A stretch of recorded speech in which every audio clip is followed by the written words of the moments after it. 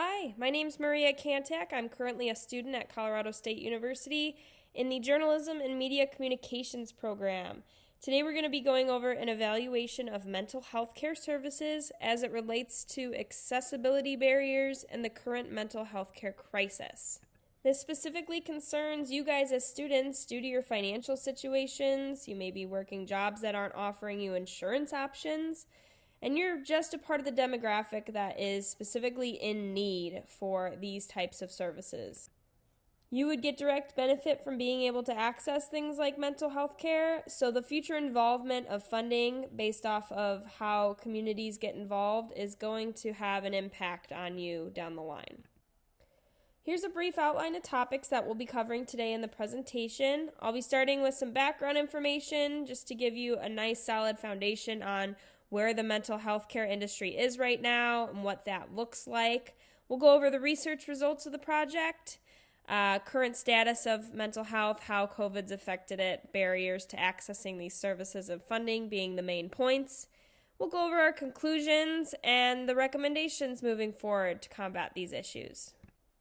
All right, starting with background information here. The purpose of this research was to look at the issues around mental health care accessibility. We want to know what's being done, what still needs to be done, and if what we're doing is combating the current mental health care crisis.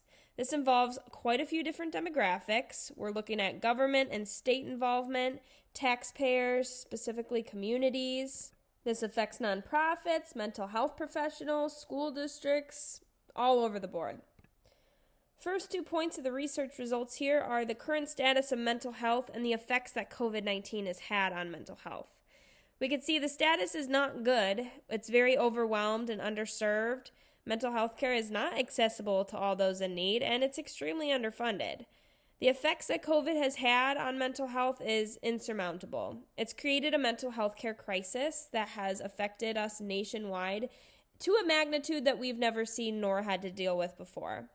It's also created additional financial hardships due to unemployment, lack of insurance, suffering businesses, and just programs now being unable to provide the same types of services they did in the past. Final 2 points from the research results here, we see accessibility barriers and funding. The specific barriers we're dealing with is the cost of the services, access to insurance, lack of education around mental health care, struggling programs, and lack of resources. When it comes to funding, we have a lack of city funding and a lot of program competition going on. These programs are having to fundraise just to make ends meet because competition for funding from the city, you're dealing with education, construction, road work, and non-mental health care programs, which pretty much leaves mental health at the very bottom of the barrel. This brings us to why we need community and taxpayer support to help sustain these programs because we're not getting the funding we need from the city programs.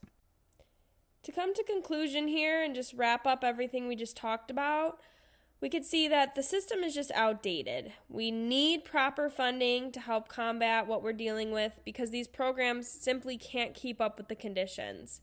Public and community involvement is going to be key with this. My recommendations based on the research at hand and what we just discussed is to establish community mental health boards. Now, what is a community mental health board? They include mental health, substance abuse programs, and development disability help for people specifically in their direct communities and counties. These are boards that are voted in by the taxpayers, and they will specifically cater to the needs of those people in those communities.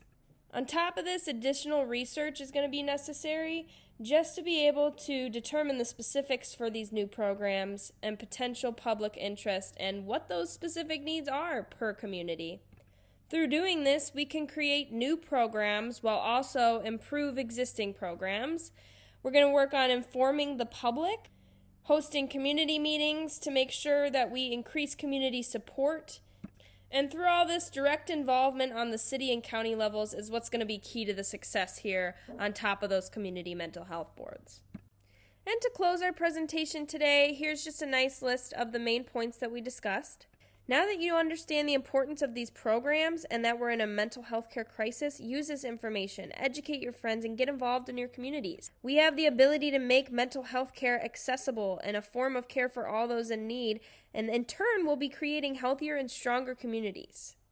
Thank you for your time today. If you have any questions about the presentation or anything we discussed, feel free to come up to me afterwards, and I'd be happy to chat with you.